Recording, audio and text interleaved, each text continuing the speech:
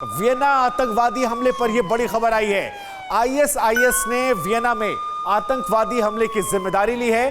कल ऑस्ट्रिया की राजधानी वियना में आतंकवादी हमला हुआ था।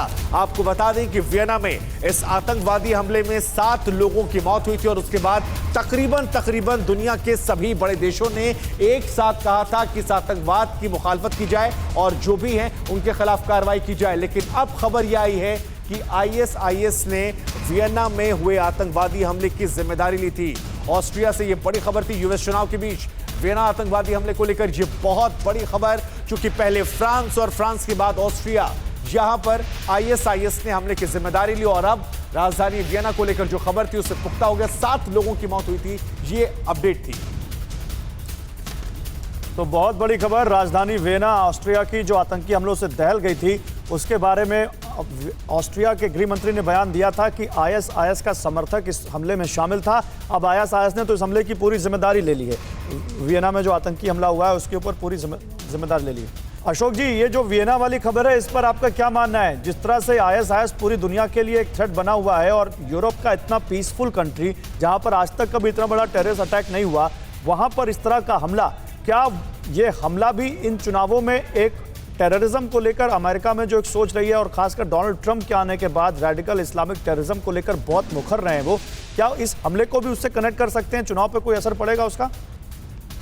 नहीं, चुनाव पर असर तो देखिए, अब तो चुनाव खत्म हो गए हैं वहां पर, परंतु राष्ट्रपति ट्रंप ने इसकी घोर निंदा की थी, घोर भर्त्सना की थी। जो ये इस्लामिक टेररिज्म को, जिहादी टेररिज्म को विरुद्ध अमेरिका खड़ा हुआ है। और ये मानना पड़ेगा, जो उन्होंने जब से शुरू से वो आए हैं तब से उन्होंने, चाहे उनकी इमिग्रेशन पॉलिसी हो या जो भी पॉलिसी हो, बहुत ही एक्सट्रीमिस्ट पॉलिसी थी। उन्होंने कहा था हम किसी भी मुस्लिम देशों से, उन्होंने 8 मुस्लिम इस्लामिक देशों को मना कर दिया था जो वहां से वो किसी भी माइग्रेंट को नहीं आने देंगे अमेरिका में। हालांकि वहां के जस्टिस ने, वहां की जो जुडिशियल अथॉरिटीज हैं, उन्होंने इसके विरुद्ध उसको रद्द कर दिया था, परंतु वो बिल्कुल इसके बारे में बिल्कुल ही कट्टर रहे हैं। जो यहाँ पर अपने यहाँ पर जो भी आतंकवाद है उसको नहीं आने देंगे। और ये मैं कहूंगा जो अमेरिका की सफलता इसको माना जाना चाहिए, जो पिछले 20 साल में 9/11 को हुआ था 2001 में, उसके बाद कोई बड़ा वहां पर खुफिया एजेंसियों ने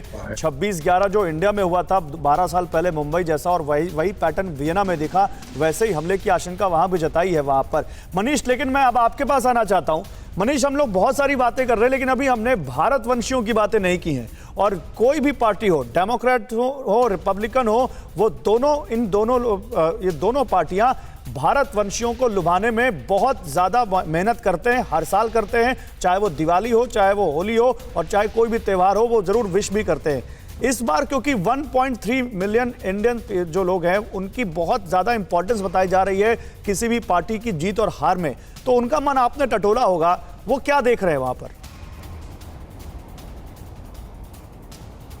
जी हाँ गौरव, देखिए बेहद दिलचस्प जानकारी सामने आई जब मैंने तमाम लोगों से बात की। आपको हैरानी होगी इस बात से कि अगर हम लोग यहाँ पर अमेरिकी चुनाव में अमेरिकी राज्यों की बात कर रहे हैं तो उसी तरह से अमेरिका में रहने वाले भारतीय मतदाता भी राज्यों के हिसाब से बटे हुए हैं। मसलन कि बिहार जैसे राज्य के कम से कम 25 लोगों से मैंने बात की, वो जो बाइडेन के सपोर्टर दिखे मुझे। और वहीं गुजरात के जो मतदाता थे, यानी कि गुजरात से जो बिलोंग करने वाले लोग थे, वो खुलकर कहते थे कि हम ट्रंप के समर्थन में हैं। वहीं आप अगर देखिए कि साउथ इंडिया के जो स्टेट्स हैं वो सब ट्रंप के समर्थन में दिखे।